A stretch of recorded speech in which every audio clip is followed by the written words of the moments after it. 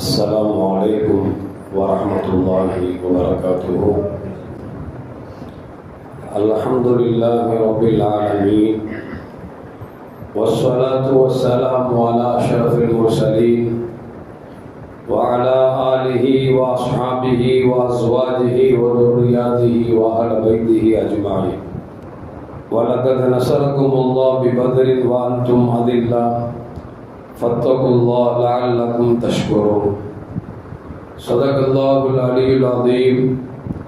قال نبينا محمد رسول الله صلى الله عليه وسلم: لعل الله اطلع إلى أهل بدر فقال اعملوا ما شئتم فقد وجبت لكم الجنة، أو كما قال عليه الصلاة والسلام. رضينا بالله ربا وبالإسلام دينا وبمحمد صلى الله عليه وسلم نبيا ورسولا. يا سيدي يا رسول الله خذ بيدي قلت حيلتي أدركني يا شفيع المذنبين. اللهم صل وسلم على رسولك سيدنا ونبينا مولانا محمد وعلى آل سيدنا محمد وبارك وسلم عليه.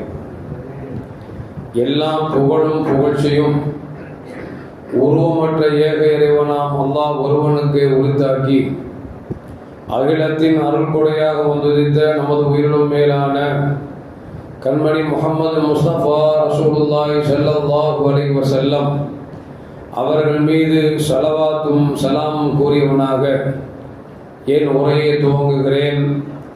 எல்லாம் வல்ல அல்லாஹு ஜல்ல ஜலாலுஹு எதை சொல்லவும் கேட்கவும் வாய்ப்பளித்தானோ அதன்படி நடந்து நல்ல மூமின்களாக வாழ்ந்து இந்த உலகத்தை விட்டு பிரிகிற பொழுது லா இலாஹ இல்லல்லாஹ் முஹம்மது ரசூலுல்லாஹ் என்ற கலிமாவை மொழிந்து ஜன்னத்துல் ஃபிர்தௌஸை கண்ணால் கண்டு மகிழ்ந்து சிரித்தவனமா மரணிக்கக்கூடிய நல்பாக்கியம் பெற்ற மக்களில் அல்லாஹ் நம்மை ஆக்கி அருள்வானாக. மரணித்தும் மரணிக்காத இறைநேசரின் கூட்டத்தில் அல்லாஹ் நம்மை ஆக்கி அருள்வானாக. நாளை மறுமையிலே கண்மணி முஹம்மது ரசூலுல்லாஹி ஸல்லல்லாஹு அலைஹி வஸல்லம் அவர்களின் திருக்கரங்களால் ஹவுதுல் கௌசர் என்கிற தடாகத்தில் நீர் வருகி அன்னாரின் ஷஃபாத்தை பெற்று அன்னாரின் கரம் பிடித்து ஜன்னத்துல் ஃபிர்தௌஸ் என்ற உயர்ந்த சுக்கத்தில் அவர்களோடு அல்லாஹ் நம்மை சங்கமிக்க செய்வானாக. எல்லாவற்றுக்கும் மேலாக இறை அன்பை பெற்று இறைவனை பார்த்து பரவசம் அடையக்கூடிய அவருடைய லிகாவையும் ரிலாவை பெற்ற மக்களில் அல்லாஹ் நம்மை ஆக்கி அருள்வானாக. ரமலானை கொண்டு அல்லாஹு ஜல்ல ஜலாலுஹு எதை வாக்களித்தானோ அனைத்து உயர்ந்த பதவிகளையும் ரய்யான் என்கிற சொர்க்க வாசல் வழியாக சொர்க்கத்துக்கு செல்லக்கூடிய நல்வாக்கியத்தை பெற்ற மக்களாக அல்லாஹ் நம்மை ஆக்கி அருள்வானாக. அருமையான மூமின்களை, ரமலான் பிறை நேற்று தான் பார்த்தது போன்று தெரிகிறது. இன்றைக்கு நாம் 16வது நோம்பிலே அமர்ந்திருக்கிறோம். இன்னும் 14 நோம்பா 13 நோம்பா என்பது நமக்கு தெரியாது, அல்லாஹ்வுடைய கரத்தில் இருக்கு. காலங்கள் நம்மை விட்டு வேகமாக உருண்டோடிக் கொண்டே இருக்கிறது. உருண்டோடக்கூடிய இந்த காலத்தில் நாம் அதோடு சேர்ந்து உருண்டு விடாமல் அல்லாஹ் ரசூலும் எப்படி வாழ சொன்னார்களோ அப்படி வாழ்ந்து இந்த ரமலானில் எந்தெந்த உறுப்புகளை பாதுகாப்பு தேட சொன்னார்களோ அந்த உறுப்புகளை பாதுகாத்து ரமலானுடைய முழு நன்மையை பெறக்கூடிய மக்களில் நாம் முயற்சிக்க வேண்டும். அல்லாஹ் அப்படி ஆக்கி அருள்வானாக. அருமையான மூமின்களை, ரமலானுடைய பிறை 17 பத்ர் என்கிற ஒரு யுத்தம் நடந்தது என்பது உங்களுக்கு எல்லாம் தெரியும். தெரிகிறதோ இல்லையோ, நம்முடைய பள்ளிவாசலில் அந்த பத்ர் நடந்த நாளில் பத்ர் பால் போட்டும் பத்ர் நினைவு பெருவிழா ஒன்றை எடுத்து அல்லாஹ்வின் கிருபையால் சென்னையிலேயே மிக பிரம்மாண்டமாக நாம் செய்து கொண்டிருக்கிறோம்.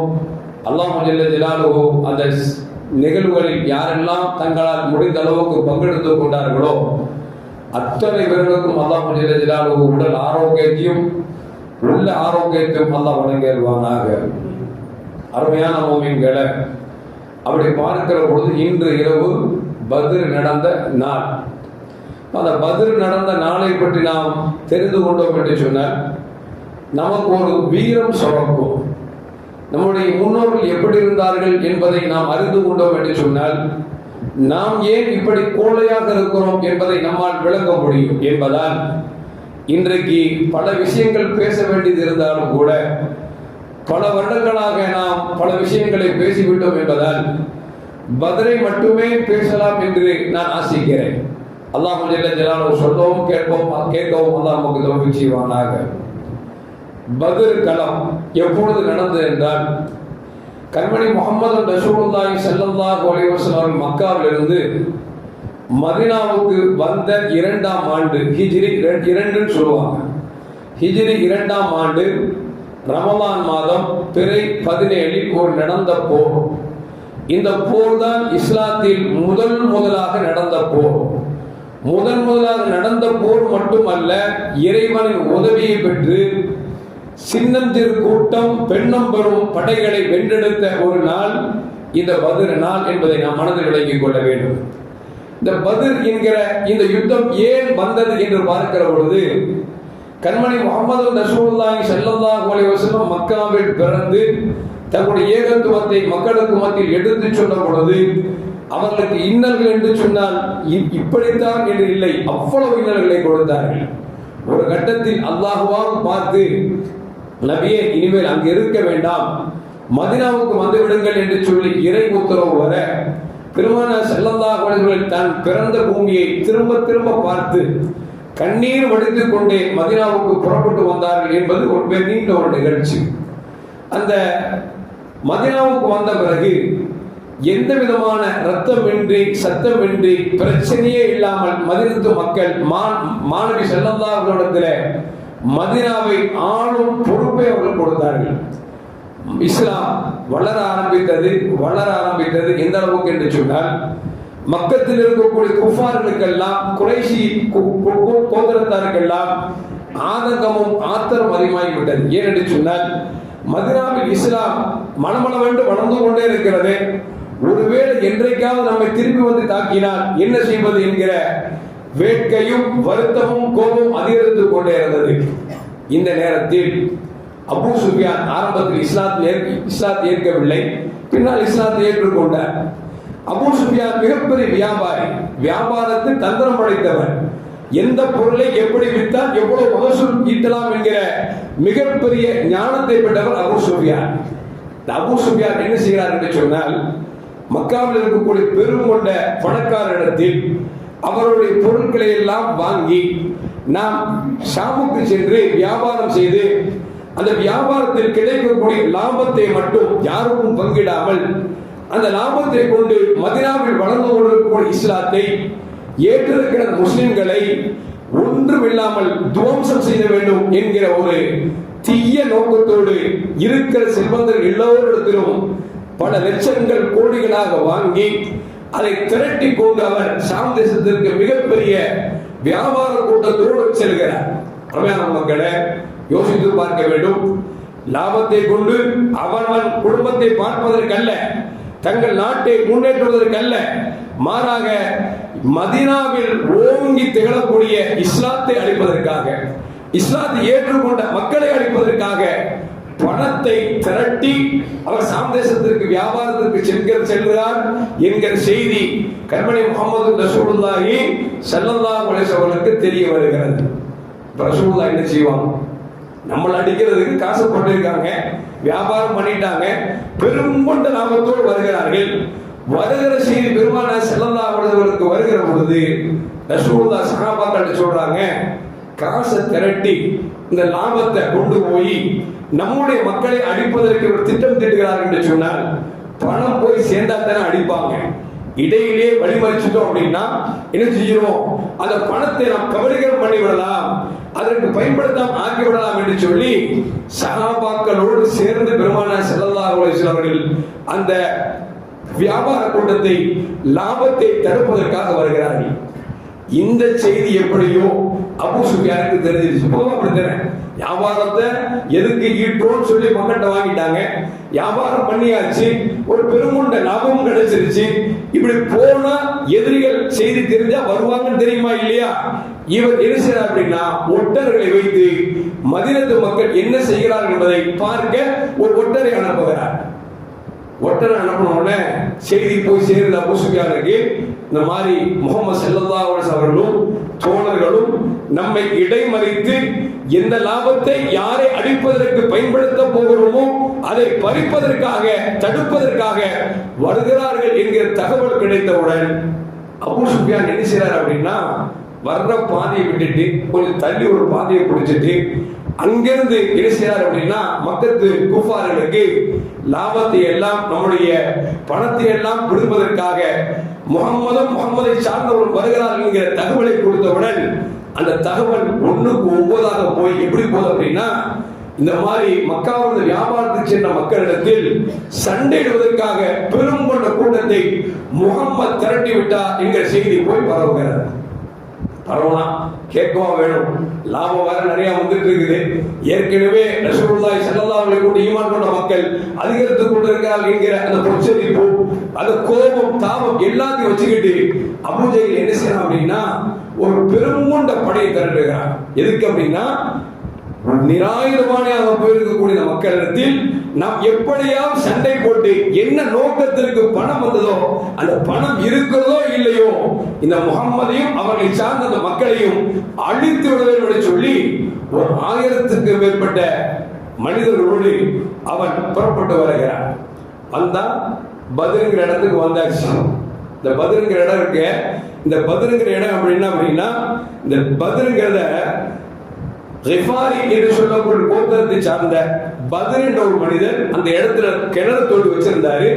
அவர் தோண்டியதால் அந்த பத்ருங்கிற ஒரு பேர்ல இருக்கிற கிணறு தோண்டியதுனால அந்த கிணத்துக்கு பேரு பத்ர் கிணறு அப்படின்னு பேர் மாறிடுச்சு.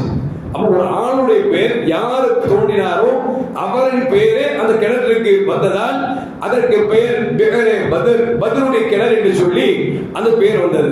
அருமையான மக்களே, இந்த பத்ர் கிணத்திற்கு வந்தாச்சு. முஸ்லிம்கள் எத்தனை பேர் இருக்காங்கன்னா 313 சஹாபாக்கள் இருக்கிறார்.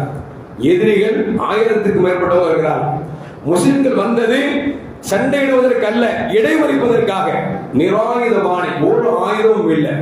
எந்த அளவுக்குன்னா 313 பேருக்கும் சேர்ந்து 2 குதிரை மட்டும்தான் இருந்துச்சு, 70 ஒட்டகம் இருந்துச்சு, ஒரு 60 தற்காப்பு ஆடை இருந்துச்சு.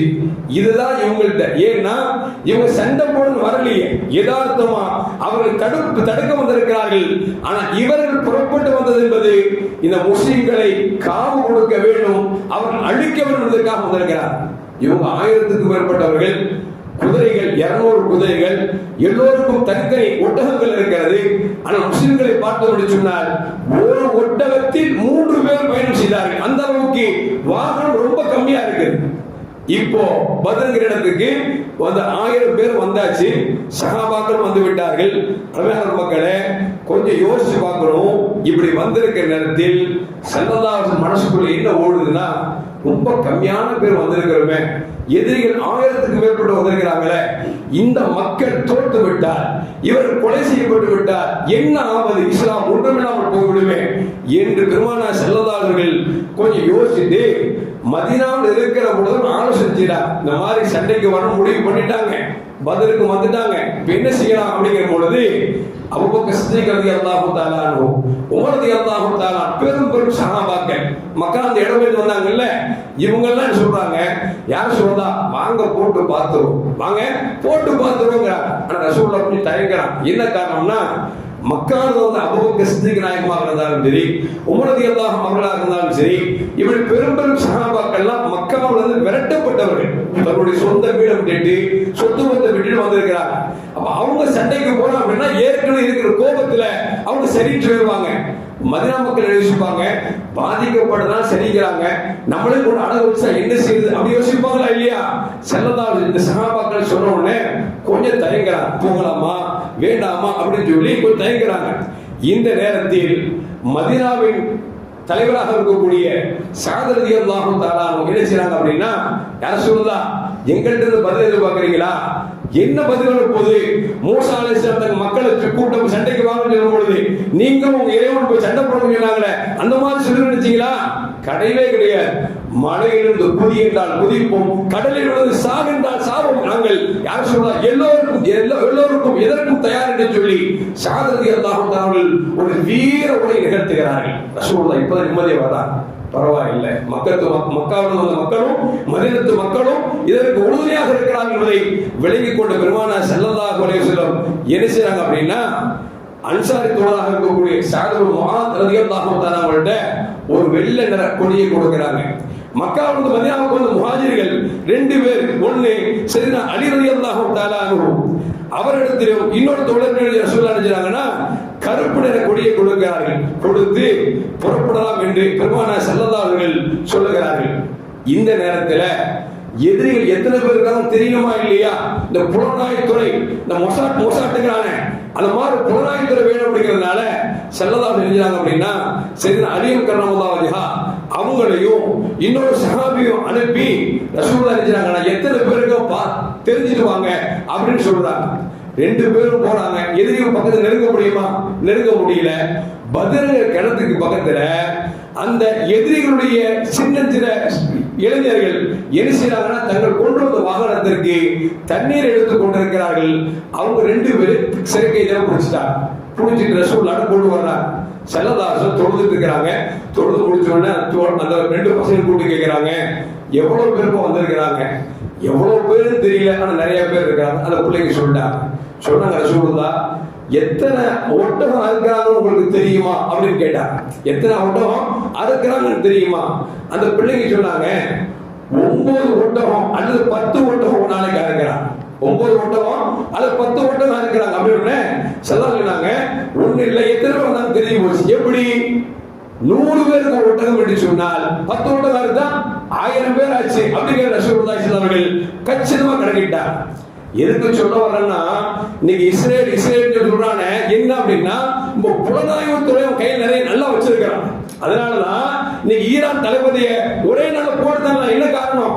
அவன் புலனாய்வுத்துறை சரியான முறையில் வைத்திருந்ததால் இன்றைக்கு அவன் கச்சிதமாக அடிக்க வேண்டிய இடத்தை அவன் குறிவைப்பது போல அடித்துக் கொண்டிருக்கிறான். இது ஸல்லல்லாஹு காமிச்ச வழிங்க. நம் மக்கள்கிட்ட இஸ்லாமிய நாடுகள்கிட்ட இது இருக்கும். ஆனா இன்னைக்கு இஸ்லாமிய நாடுகள் எதுக்கு வேற போனாங்கன்னு தெரியல. அல்லாஹ் காப்பாத்துறோம்.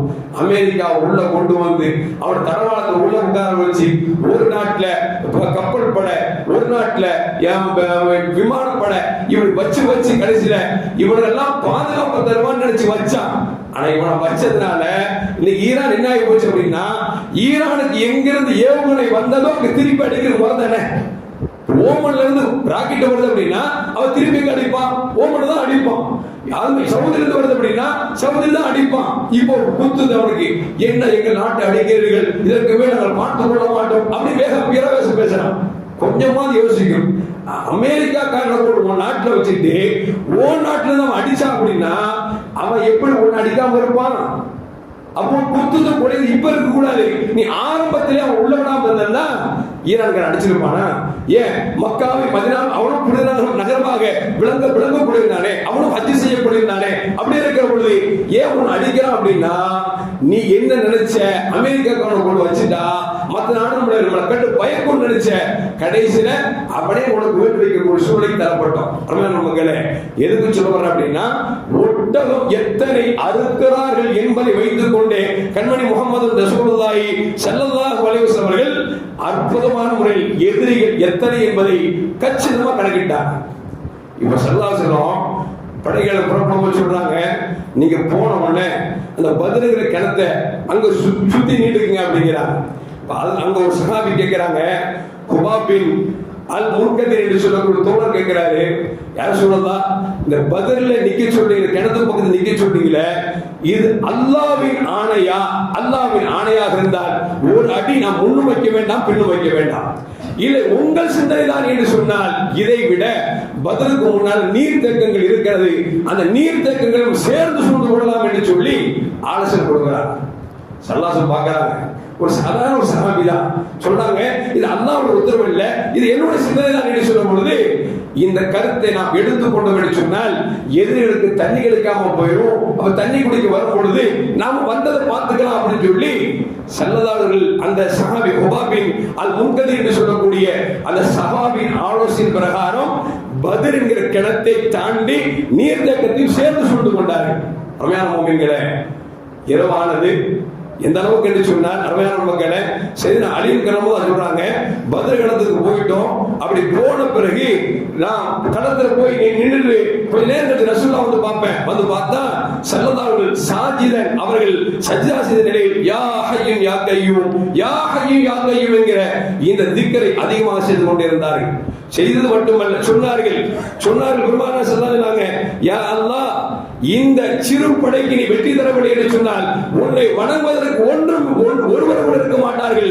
எனவே வெற்றியை தா தா என்று அல்லாஹ்விடத்திலே ஆழ்ந்து புலம்பினார்கள். எந்த அளவுக்கு என்று சொன்னால், ஒரு கட்டத்தில் ஸல்லல்லாஹு இப்படி கேட்டாங்களாம், அல்லாஹ் இன்னி அன்ஷதுக அஹதக வஅதக அல்லாஹ் இன்ஷாஅத லம் தூபல் பாதல் யௌம். யா அல்லாஹ், நீ வாக்களிச்ச மாதிரி எனக்கு எங்களுக்கு வெற்றி கொடுத்து, வெற்றி கொடுக்கல அப்படின்னா, தோல்வி கொடுத்துட்டு அப்படின்னா உன்னை வணங்குவதற்கும் யாரும் இருக்க மாட்டார்கள் என்று பெருமானார் ஸல்லல்லாஹு அழுது நாம் கேட்டார்கள்.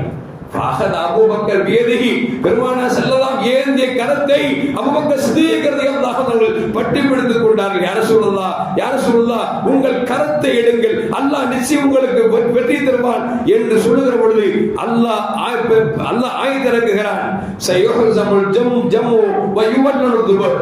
நிச்சயமாக இந்த படை வெற்றி வரும், அவர்கள் பொறுமை காட்டி ஓடுவார்கள் என்கிற ஆயத் இறங்குகிறது. அருமையான மக்களே, அப்படி பெருமானார் ஸல்லல்லாஹு அலைஹி அப்படி அல்லாஹ்விடத்தில் அழுது புலம்பிக் கொண்டிருக்கிறார்கள். இரவு நேரத்தில் ஒரு சின்ன ஒரு மழை வந்தது. அந்த மழை பெய்ததன் காரணமாக எதிரிகளுக்கு பாதகமாகவும் முஸ்லிம்களுக்கு சாதகமாகிவிட்டது. அவர் நிற்கக்கூடிய அந்த களம் இருக்கிறதே, அந்த ஈரப்பட்டவுடன் அந்த மண்கள் எல்லாம் அது சகதியாக நிலைகொள்ள முடியாத ஒரு சூழலுக்கு தள்ளப்பட்டு விட்டார்கள். அது மட்டுமல்ல, அந்த மழை பெய்ஞ்ச உடனே அந்த படப்படன்னு இருந்த அந்த 313 சஹாபாக்கள் 1000 பேர் எதிர்க்கணும் இல்ல, எல்லாரும் ஆயுதத்தோட இருக்கிறாங்க. நம்மகிட்ட ஆயுதமே இல்லை. எந்த மனிதருக்காக இருந்தாலும் ஒரு அச்சப்பரமா இல்லையா? அல்லாஹ் மீது முழு நம்பிக்கை கொண்ட சஹாபாக்கள் கொஞ்சம் அந்த மனசுக்குள்ள ஒரு சின்ன கவலைகள் இருந்தாலும் கூட அந்த கவலையை போக்குவதற்கு அல்லாஹ் அந்த மழை பொழுது நேரத்தில் ஒரு சின்ன தூக்கத்தை எல்லாரும் தூங்கினாங்க. தூங்கி ஃப்ரெஷ் சொல்லுவோம், தூக்கமே இல்லாம இருந்தா முகமெல்லாம் ஒரு மாதிரி ஆயிரும், என்னென்னமோ செய்யற மாதிரி இருக்கும்ல. சின்ன தூக்கம் தூக்கி வச்சிட்டோம்னா ஒரு ஃப்ரெஷ்ஷா பாருங்க. அந்த மாதிரி சஹாபாக்களுக்கு சின்ன ஒரு தூக்கத்தை கொடுத்தான். அந்த தூக்கத்திற்கு பிறகு சஹாபாக்கள் புத்துணர்ச்சி பெற்றார்கள். அருமையான மக்களே, இப்படி அல்லாஹ் ஜல்ல ஜலாலுஹு சஹாபாக்களுக்கு 313 சஹாபாக்களாக இருந்தாலும் அவர்களுக்கு சாதகமாக எதையெல்லாம் செய்ய வேண்டுமோ அதையெல்லாம் அல்லாஹ் செய்து கொடுத்தார். எந்த அளவுக்கு என்று சொன்னால், அருமையான மக்களே, அல்லாஹ் பெருமானாரின் துஆவுக்கு ஏற்ப முதலில் 1000 மலக்குமார் இறக்கினான், அதற்கு பிறகு 3000 மலக்குமார் இறக்கினான், அதற்கு பிறகு 5000 மலக்குமார் இறக்கினான். குர்ஆன் பேசுகிறது 5000 மலக்குமார்கள். அப்படி அல்லாஹ் ஜல்ல ஜலாலுஹு அந்த படைகளை இறக்கி சஹாபாக்களுக்கு மிகப்பெரிய வெற்றி கொடுத்தார். எந்த அளவுக்கு அப்படின்னா, ஸல்லல்லாஹு போர் நடக்கிறதுக்கு முன்னால பத்ர் களத்தை சொல்றாங்க, இந்த இடத்தில் அபூ ஜஹல் கொல்லப்படுவான், இந்த இடத்தில் உத்பா கொல்லப்படுவான், அந்த இடத்தில் ஷைபா கொல்லப்படுவான் என்று பெருமானார் ஸல்லல்லாஹு எந்தெந்த இடத்தை சுட்டி காமித்து எந்தெந்த இடத்தில் எவன் கொல்லப்படுவான் என்று சொன்னார்களோ அந்தந்த இடத்தில் பெருமானார் ஸல்லல்லாஹு சொன்னது போன்று பத்ர் களத்தில் குறைஷியுடைய தலைவர்கள் மட்டும் 24 பேர்கள் கொல்லப்பட்டார்கள். அருமையான மக்களே, அப்துல் ரஹ்மான் அவுஃப் ரலியல்லாஹு சொல்றாங்க, பத்ர் களத்தில் சண்டை நின்று கொண்டிருக்கிறேன், திடீரென்று பார்த்தால் என்னுடைய வாகனத்துக்கு பக்கத்திலே 2 சிறு பிள்ளைகள் முஹாபித் என்று சொல்லக்கூடிய 2 சின்ன பிள்ளை நிற்கிறாங்க. என்னடா இந்த நேரத்தில் வந்துட்டீங்க அப்படிங்கிற மாதிரி மனசுக்குள்ள. ஏன் களம்னா சும்மா இல்லைங்க, இப்பெல்லாம் ராக்கெட்டு துப்பாக்கி இல்ல, அப்பெல்லாம் வாளும் அம்பும் தான், நேரடி சண்டை. சின்ன பிள்ளை நிக்கிறாங்களே அப்படின்னு நினைச்சு ரொம்ப வருத்தப்படுறாங்க. அவன் சென்று சின்ன பிள்ளை கேட்கிறாங்க, பெரியவாப்பா இந்த அபூ ஜஹல் அவன் எங்க அப்படின்னு கேட்டாங்க. என்னடா செய்ய போறீங்க, என்ன செய்ய போறீங்க அப்படின்னு நினைச்சுக்கிட்டு அபூ ஜஹிலா அதோ என்று அவர் சுட்டி காமித்தார்கள். சுட்டி காமித்த மாத்திரத்தில் மின்னல் வேகத்தில் பாய்ந்தார்கள். ஒருவர் அபூ ஜஹில் குதிரையின் காலை வெட்டினார், அவன் கீழே விழுந்தான், அவன் மேல் இன்னொரு தோழர் வெட்டினார். இரு சிறுவர்களும் மிகப்பெரிய அபூ ஜஹில் என்று சொல்லக்கூடிய குறைஷ் குலத்தின் தலைவரை சாய்த்து விட்டார். பெருமானார் எந்த இடத்தில் அபூ ஜஹல் கொல்லப்படுவான் என்று சொன்னார்களோ அதே இடத்தில் இரத்த வெள்ளத்தில் வந்து கொண்டிருக்கிறார். கடைசி கட்டத்தில் அப்துல்லா இப்னு மஸ்ஊத் ரலியல்லாஹு தஆலா ரொம்ப சாட்டா இருப்பாங்க, ரொம்ப பலகீனமா இருப்பாங்க. எந்த அளவுக்குன்னா ஒரு கட்டத்தில் கொஞ்சம் வேகமான காத்தடிக்கிற பொழுது அவர் கீழே கவிழ்ந்து விட்டார்கள். அந்த அளவுக்கு பலகீனமானவங்க, அந்த மாதிரி பலகீனமான ஆளு, ரொம்ப சாட்டான ஆளு. ஒரு கட்டத்தில் ரசூலா அர்-ரஹ்மான் சூரா என்ன சொன்னாங்க, இந்த அர்-ரஹ்மான் சூராவை குறைஷி தலைவருக்கு யார் ஓதி காமிப்பார் என்று கேட்ட பொழுது எல்லா சஹாபாக்களும் ஒன்றும் சொல்லாமல் அமைதியா இருந்தாங்க. ஏன்னா குர்ஆனை ஓதி காமிச்சாவே கண்ணத்தை கடிச்சிருவோம், அடிச்சிருவோம், கொன்றுவோம். இவன் அப்துல்லா இப்னு மஸ்ஊத் தான் சின்ன கட்டையா இருப்பாங்கல்ல, அவங்க சொன்னாங்க நான் போறேன் 3 தடவை சொன்னாங்க. சொல்லாங்க அடித்தாங்கிறதுக்கு உடம்பு இல்லையே, ஒண்ணுமே இல்லையே, நீங்க போய் சொல்லலாமா? வேண்டாம் அப்படிங்கிறாங்க. இல்லை யாரும் சொல்லலாம், நான் ஓதுறேன் அப்படின்னா கொடுத்துட்டாங்க. நேரா போனாரு, குறைஷ் தலைவர் உட்கார்ந்து இருக்காங்க காபாவுல, ஓதுறாங்க அர்-ரஹ்மான் அல்லமல் குர்ஆன்ங்கிற அந்த சூறாவை ஓதியவுடன் அபூ ஜஹல் அடித்தான் பாருங்க. அடிச்சு அடியில காதுல ரத்தம் ஒழுக ஆரம்பிச்சிருச்சு. காதுல ரத்தம் ஒழுக ஆரம்பித்து விட்டது. அருமையான முஃமின்களே, அப்படி ரத்தம் ஒழுக ஆரம்பித்த பொழுது பெருமானார் ஸல்லல்லாஹு அலைஹி வஸல்லம் தேம்பி அழுகிறார்கள். நான் வேண்டாம் என்று சொன்னேனே, வேண்டாம் என்று சொன்னேனே, நீங்கள் போய்விட்டீர்களே, ரத்தம் வடிகிறது என்று சொல்லி பெருமானார் ஸல்லல்லாஹு அலைஹி வஸல்லம் அழுகிறார்கள்.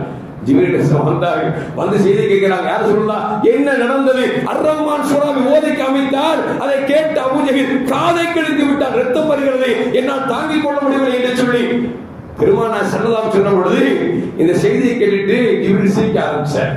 ஜிப்ரீல் சிரிக்க ஆரம்பிச்சிட்டார். எவ்வளவு வேதனைக்குரிய விஷயம் அது. மலக்குமான தலைவர் சிரித்தவன் ரசூலுல்லாஹ் கேட்கிறாங்க, ஜிப்ரீலே நான் வேதனை அழுது கொண்டிருக்கிறேன், நீங்கள் சிரிக்கிறீர்களே என்ன காரணம்னு கேட்டார். ஜிப்ரீல் சொன்னாங்க, யார சொல்லலாம், இதுக்கெல்லாம் ஒரு பதில் இருக்கிறது என்று சொல்லி ஜிப்ரீல் அலைஹிஸ்ஸலாம் பதில் சொல்லாமலே முடித்து கொண்டார்கள். இங்க அப்துல்லா இப்னு அப்பாஸ் பதில் களத்துக்கு வர்றாங்க. வந்து பார்த்தா அபூ ஜஹல் இரத்த வெள்ளத்தில் துடித்துக் கொண்டிருக்கிறான். மேலே நெஞ்சுக்கு மேலே ஏறினார்கள். இருக்கக்கூடிய ஆயுத வச்சு அவர்கள் மாறி மாறி அவன் தலையை துண்டித்தெடுத்தார்கள். தலையை தூக்க முடியல. யாருக்கு? அப்துல்லா இப்னு அப்பாஸுக்கு தூக்க முடியல. அப்துல்லா இப்னு மஸ்ஊத் அவருக்கு தூக்க முடியவில்லை. தூக்க முடியல அப்படின்னா காதுல ஓட்டையை போட்டு கையில கட்டி அந்த முடியும் சேர்த்து இழுத்து வந்தாங்க. யாரோட தலைய? அபூ ஜஹல் தலையை இழுத்து வந்தாங்க. வருகிற பொழுது ஜிப்ரீல் கூட வந்தார். சிரித்துக் கொண்டே வருகிறார். ரசூலுல்லாஹ் கேட்டாங்க, ஜிப்ரீல் ஏன் சிரிக்கிறீர்கள்? அன்றொரு நாள் அப்துல்லா இப்னு மஸ்ஊத் அழுத பொழுது காதில் ரத்தம் வந்த பொழுது நீங்கள் பார்த்து அழுதீர்கள், நான் சிரித்தேன் அல்லவா? ஏன் சிரித்தீர்கள் கேட்டீர்களே, இது நடக்கும் என்பதால் நான் சிரித்தேன் என்று சொல்லி அப்பொழுதும் சிரித்துக் கொண்டே சொன்னார்கள் என்று வரலாற்றில் பதிவு செய்யப்படுகிறது. அருமையான மக்களே, எதுக்கு சொல்வாருன்னா அபூ ஜஹல் கீழே படுத்திருக்கிறான், உயிர் போகல, துத்தில் குறைவா கிடக்கிறான். அப்புறம் அப்துல்லா இப்னு மஸ்ஊத் மேலே நெஞ்சில் ஏறி உட்கார்ந்து அவன் கழுத்தை துண்டிக்கிறவன் அவன் சொல்லுகிறான், நல்ல வேளை குறைஷி குலத்தை சார்ந்த ஒருவன் என்னை கொள்கிறான் என்று சந்தோஷப்படுகிறேன் என்று சொல்லி அப்பொழுதும் உமதை கொண்டான், பெருமை கொண்டான். அருமையான மக்களே, இப்படி அல்லாஹ் ஜல்ல ஜலாலுஹு நபிகள் நாயகம் ஸல்லல்லாஹு அலைஹி வஸல்லம் அவர்கள் கொண்டு போன சஹாபாக்களுக்கு மிக இலகுவான முறையில் 313 சஹாபாக்கள் 1000க்கு மேற்பட்ட எதிரிகளை வென்றெடுத்தார்கள். எந்த அளவுக்கு அப்படின்னா அந்த பத்ர் களத்தில் மட்டும் ஒரு நீண்ட வரலாறு. டைம் முடிச்சது. கிட்டத்தட்ட 70 எதிரிகள் கொல்லப்பட்டார்கள். 70 பேர்கள் சிறைபிடிக்கப்பட்டார்கள். முஸ்லிம்களின் சஹாபாக்கள் கிட்டத்தட்ட 14 பேர்கள் கொல்லப்பட்டார்கள், ஷஹீதாக்கப்பட்டார்கள். அருமையான மக்களே, 70 எதிரிகள் கொல்லப்பட்டார்கள் அல்லவா? அத்தனை பேரையும் பெருமானார் செல்லவர்கள் ஒரு பாலடைந்த கிணத்தில் போட்டுவிட்டு நபியின் பழக்கம் என்று சொன்னால் போர் நடந்து முடிந்தாலும் 3 நாள் கழிந்துதான் நடந்து விட்டு வருவார்கள். புறப்படுகிற பொழுது சஹாபாக்கள் சொன்னாங்க, வாகனத்தை அவங்க நினைக்க புறப்படுதலை விட்டு நேரா எந்த கிணத்தில் எதிரிகள் போடப்பட்டார்களோ அந்த கிணத்துக்கு முதலில் சொன்னாங்க, என் ரப்பு எனக்கு வாக்களித்தது எனக்கு கிடைத்து விட்டது, உங்கள் இறைவன் உங்களுக்கு வாக்களித்து கிடைத்ததா என்று கேட்கிற பொழுது உமர் கத்தாப் நான் கேட்கிறாங்க, யார சொல்லலாம், செத்து போன மையத்தை, அது 3 நாள் மையத்தை நீங்கள் பேசுகிறீர்களே அது கேட்குமா என்று கேட்டார். நபி ஸல்லல்லாஹு அலைஹி சொன்னாங்க, உண்மை விட அது நன்றாகவே கேட்கும், ஆனால் உமக்கும் அதற்கும் என்ன வித்தியாசம்? நீங்கள் கேட்டால் பதில் கொடுக்கிறீர்கள், ஆனால் அவனுக்கு பதில் கொடுக்க முடியாது, இதுதானே தவிர நன்றாக கேட்பார்கள் என்று சொல்லி நபிகள் நாயகம் ஸல்லல்லாஹு அலைஹி வஸல்லம் சொன்னார்கள் என்று சொன்னால், அருமையான மக்களே, அந்த பதில் களம் சாதாரண களம் அல்ல. நோன்பு பிடித்த நிலையிலே, நோம்பு நோட்டு நிலையிலே வெறும் 313 சஹாபாக்கள் 1000 பேரை வென்றெடுத்தார்கள் என்று சொன்னார். நிராயுதபாணியாக வென்றெடுத்தார்கள் என்று சொன்னார். என்ன காரணம்? அல்லாஹ் ஜல்ல ஜலால் குர்ஆனில் சொல்லி காட்டுகிறானே, என்ன சொல்கிறான்? வலக்கத் நஸரக்குமுல்லாஹ் பிபத்ரின் வஅன்தும் அதில்லா, நீங்கள் ரொம்ப சொற்பமானவர்களாக குறைவானவர்களாக இருந்த பொழுது நாம் உங்களுக்கு வெற்றியை தருவோம் என்று அல்லாஹ் சொன்னான் அல்லவா? ஃபத்தகுல்லாஹ், அல்லாஹ் சொல்றான், ஃபத்தகுல்லாஹ் லஅல்லகும் தஷ்குரூன், அல்லாஹ்வை அஞ்சிக் கொள்ளுங்கள், நீங்கள் அல்லாஹ்வை அஞ்சுவதன் மூலமாக அல்லாஹ்வுக்கு நன்றி செலுத்தக்கூடும் என்று சொல்லி, நன்றியுடைய அடியாராக ஆகக்கூடும் என்று சொல்லி அல்லாஹ் சொல்கிறான் என்று சொன்னார். அருமையான முஃமின்களே, இங்கே கிடைக்கிற வார்த்தை என்ன சொன்னால், சஹாபாக்களுக்கு தக்வா இருந்தது, இறைச்சம் இருந்தது. இறைவனும் இறைத்ததும் எப்படி வாழச் சொன்னாரோ அப்படி வாழ்ந்ததன் காரணமாகத்தான் 313 சஹாபாக்கள் ஆயுதமே இல்லாமல் 1000க்கு மேற்பட்ட தோழர் எதிரிகளை, ஆயுதத்தோடு வந்தவர்களை வென்றெடுத்தார்கள் என்று சொன்னால் இருந்த ஒரே ஆயுதம் தக்வா தான். இன்னைக்கு சவுதி இருக்குது, குவைத் இருக்குது, ஓமன் இருக்குது, ஷார்ஜா இருக்குது, என்னென்ன நாடோ இஸ்லாமிய நாடு இருக்குது. கிட்டத்தட்ட 55 நாடுக்கு மேல இஸ்லாமிய நாடு இருக்குது. இருந்து ஒண்ணும் பண்ண முடியலையேங்க. ஈராக் அடிச்சோம், ஆப்கானிஸ்தான் அடிச்சோம், பார்த்து வேடிக்கை பார்த்துட்டே இருக்கோம். நாம தான் வருத்தம் போறோம், அல்லாவே ஆப்கானிஸ்தான் அடிக்கிறானே, அல்லாவே ஈராக் அடிக்கிறான்னு யோசிச்சுட்டு இருக்கோம். இந்த இஸ்லாமிய நாடு சேர்ந்தா மூச்சுட்டா கூட அமெரிக்கா காணா போயிடும். அமெரிக்கா வாழ்வது என்பது கூட முஸ்லிம்களுடைய காசு பணத்தில் தான் வாழ்ந்து கொண்டிருக்கிறார் என்பது எல்லோருக்கும் தெரியும். அரபு நாடு மட்டும் தங்கள் கொடுத்த செல்வத்தை திருப்பி வாங்கிவிட்டால் அமெரிக்கா பிச்சை எடுக்க வேண்டும். அவ்வளவு கோடிக்கணக்கான மில்லியன் கணக்கான டாலர்களை அங்க பதுக்கி வச்சிருக்காங்க. ஆனா என்னமோ தெரியல, அவசர பொம்பளை சோக்குல மயங்கி, அது மட்டுமல்ல அந்த ஆட்சி அதிகாரத்துடைய சோக்களை மயங்கி எவன் எக்கேடு கட்டு போனா அப்படின்னு சொல்லி இன்னைக்கு சும்மா வேடிக்கை பார்த்துட்டு வந்துட்டு இருக்கான். ஆனா அல்லாஹ் அக்பர், இன்றைக்கு ஈரான் என்கிற அந்த நாட்டில் அணு ஆயுதம் இருக்கிறது என்று சொல்லி எப்படி ஈராக்கிலும் ஆப்கானிஸ்தான் ஒவ்வொரு நாட்டிலும் அடிச்சு கடைசி துவம்சம் பண்ண பிறகு அங்க ஒண்ணுமே அறிவிச்சானோ அந்த மாதிரி ஈரான்லயும் அணு ஆயுதம் இருக்கிறது சொல்றான். எந்த அளவுக்கு சொன்னா, ஓமன் நாட்டுடைய அதிபர் என்ன பேச்சுவார்த்தை நடத்தலாம் சொல்லி 5 சுற்று பேச்சுவார்த்தை நடத்தியாச்சு. என்ன அப்படின்னா, அணு ஆயுதம் ஈரானில் இல்லை, அப்படி இருந்தாலும் கூட பயன்படுத்த மாட்டோம், தயாரிக்க மாட்டோம். ஆனால் ஒன்றே ஒன்று, மின்சாரம் தயாரிப்பதற்கு மட்டும் அணுவை பயன்படுத்தும் என்று சொல்லும் பொழுது 6வது கட்ட பேச்சுவார்த்தை நடத்த இருக்கக்கூடிய நேரத்தில் அமெரிக்கா தன்னந்தனியாக இஸ்ரேலை கூட சேர்த்துக் கொண்டு இஸ்ரேலை ஏவி அன்றைக்கு நோன்பு வைத்த நிலையில் இருக்கக்கூடிய மக்கள் மீது போர் தொடுக்கிறான் என்று சொன்னால் எவ்வளவு பெரிய அயோக்கியனாக போய் வச்சுப்பாங்க, எவ்வளவு பெரிய மோசக்காரனாக போய் வச்சுப்பாங்க. அந்நாட்டுக்காரன் இல்லைங்கிறான், அணு இல்லைங்கிறான். ஒரு வேலை இருந்தால் கூட அணுவை நாங்கள் மின்சாரம் தயாரிக்க பயன்படுத்துவோம் தவிர மக்களை அழிக்க மாட்டோம் என்று வாக்குறுதி கொடுத்த பிறகு கூட நீ என்னடா கொடுக்கிறது, நான் என்னடா சும்மா இருக்கிறது. ரோட்ல போனோம்னா போலீஸ்காரங்களுக்கு கேஸ் பிடிக்கணும் வச்சுங்களேன், கூப்பிடுவான், ஹெல்மெட் போட்டுருப்பான். ஹெல்மெட் போட்டுருக்கியா? ஆமா ஹெல்மெட் போட்டு. லைசன்ஸ் எங்க? லைசன்ஸ் தான் இருக்கு. ஆர்சி புக் எங்க? இந்த இருக்கு. இன்சூரன்ஸ் எங்க? இந்த இருக்கு. எல்லாம் இருக்கு. ஏதாவது கட்டி கொடுத்து போவோம். என்ன அர்த்தம்? பிடிக்கணும்னு நினைச்சிட்டா பிடிச்சிடும். அந்த மாதிரி இந்த மெண்டல் பையன் யாரு? அமெரிக்கா ஏகாதிபத்தியுடைய ட்ரம்ப், அவர் லூசு பைத்தியக்காரன். அந்த பைத்தியக்காரன் என்ன செய்யறான்னா, அந்த நாடு இல்லைன்னு சொல்லுது. இல்லைங்கிறது மத்தியில நான் ஒன்னு அடிப்பேன்னு சொல்லி அடிச்சது மட்டுமல்ல, ஒரு ஸ்கூலை பார்த்து தாக்கி 180 பிள்ளைகள் செத்து போயிட்டாங்க. 180 பிள்ளைங்க. இங்க ஆந்திராவுக்கு பக்கத்தில் இருக்கக்கூடிய இந்த கடற்படையில ஈரான் நாட்டுக்காரங்க ஒரு பயிற்சி எடுத்து செல்லக்கூடிய 100 வீரர்கள் மீது நீர்மூழ்கி கப்பல் மீது தாக்கி அங்க 100 பேர் செத்து போயிட்டாங்க. நம்ம நாட்டுல பயிற்சி எடுத்துட்டு ஊருக்கு திரும்பிட்டு இருக்கான், அவன் அடிச்சிருக்கான். நம்ம பிரதமர் எதுவும் கேட்கல, சொல்லல. யாராவது ஈரான் விஷயத்தில் பேசினால் அவர் மீது தண்டிப்பேர் என்று சொன்னான். என்னடா போலத்தனம், அசிங்கமா இல்லையா? ஒரு நாட்டை நம்பி வந்து அவன் பயிற்சி எடுத்து போயிருக்கிறான், அவன் அடியோடு தொலைச்சிருக்கிறான், கொண்டிருக்கிறான். ஒரு கண்டன குரல் கொடுப்பது எடுப்பதற்கு ஒரு பிரதமருக்கு நாதி இல்லை. அதை பார்த்து மக்கள் ஆவேசப்பட்டால் அவர்கள் தண்டிக்கப்படும் என்று சொன்னால் இது நாடா அல்லது சுடுகாடா? யோசிச்சு பார்க்கணும். அருமையான மக்களே, எதற்கு சொல்றோம்னு சொன்னால், நாம முஸ்லிம்கள் யாரையும் நம்பி எந்த பிரயோஜனம் இல்லை.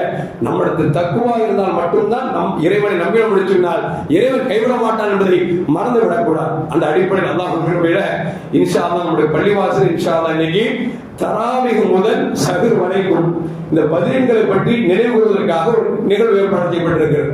அந்த நிகழ்வில் முன்னாள் அடையார் இமாம் சலீதுதீன் ஹசரத் அவர்களும், மேலப்பாளையத்திலிருந்து காஜா ஹசரத் அவர்களும், அதுபோல் நமக்கெல்லாம் அறிமுகமான ஷேக் அப்துல்லா ஜமால் ஹசரத் அவர்களும் 3 பேர் 3 தலைப்பில் மொத்தாய் பேசுவதற்கு வர இருக்கிறார்கள். என்ன வருத்தம் அப்படின்னா, பள்ளிக்கரையிலிருந்து 2 பேர் வந்திருப்பாங்க, அடையாறுல 2 பேர் வந்திருப்பாங்க, பெரம்பூர்ல 2 பேர் இருப்பாங்க, பார்த்தா ஒரு 200 பேர் இருப்பாங்க. எல்லாம் யாருன்னா வெளியூராங்க. நம்ம மக்கள் யாரையுமே காணும். விளங்குதான் உங்களுக்கு? எதுக்கு சொல்றேன்னா, இந்த நிகழ்வு நடத்தணும் அப்படிங்கிற என்ன காரணம், ஈமான் சுருதி வரணுங்கிறதுக்காக. நம்மளும் ஆம்பளை தான், நம்மளும் ஒரு மூமின் தான் அப்படின்னு சுருதி வர்றதுக்காகத்தான் ஈமானை பலப்படுத்துறதுன்னு நினைச்சிடும். நம்ம நடத்துறது சும்மா இல்லைங்க, பல லட்சம் ரூபாய் செலவு பண்றோம். பல லட்சம் ரூபாய் செலவு பண்றோம். அண்ணா நீங்க பிஸ்கெட் வாங்கிட்டாங்க, அண்ணா நீங்க மிச்சர் வாங்கிக்கோங்க, அண்ணா டீ வாங்கிக்கோங்க, கேட்டு செய்யும். என்ன ஆச்சரியம் அப்படின்னா, வெளியூர் வந்து அங்காங்க 2 பேர் 3 பேர் நிக்கிறாங்க, நம்ம மஹல்லாக்காரங்க யாருமே இருக்கிறது இல்லை. என்ன பிரயோஜனம் யோசிச்சு பாருங்க. எதுக்கு சொல்றோம்னா, வருத்தத்தை வெளிப்படுத்துகிறேன். நாம் அந்த களத்தில் நிற்க வேண்டும். அப்படி நிற்கிற பொழுதுதான் நமக்கு ஈமான் எப்படி இருக்குது, அவங்க ஈமான் எப்படி இருந்துச்சு. நம்ம ஏன் இன்னைக்கு இத்தனை கோடி பேர், கிட்டத்தட்ட 200 கோடி மக்கள் உலகளாக இருக்கிறாங்க, 250 கோடி முஸ்லிம்கள் இருக்கிறாங்க. இத்தனை கோடி பேர் இருந்தோம் தெருவில் போராட்டம் பண்றோம். ஈரான் அதிபரை கொண்ட இஸ்ரேலை கண்டிக்கிறோம் சொல்றமே தவிர கண்டிக்கிறதுக்கு ஆள் இல்லை. அதனால அருமையான மக்களே, இது போன்ற நிகழ்வு கலந்து கொள்கிற பொழுதுதான் நமக்கு ஈமான் அதிகரிக்கும், தக்குவா அதிகரிக்கும். எல்லாம் அல்லாஹ் பதில் சஹாபாக்களை நினைத்து அவர்கள் மூலியமாக ஈமானை பரிபூர்ணமான முறையிலே பெறக்கூடிய நன்மக்களின் கூட்டத்தில் அல்லாஹ் என்னை உங்களை மாற்றி அருள்வானாக. அஸ்ஸலாமு அலைக்கும் வரஹ்மத்துல்லாஹி வபரகாத்துஹு.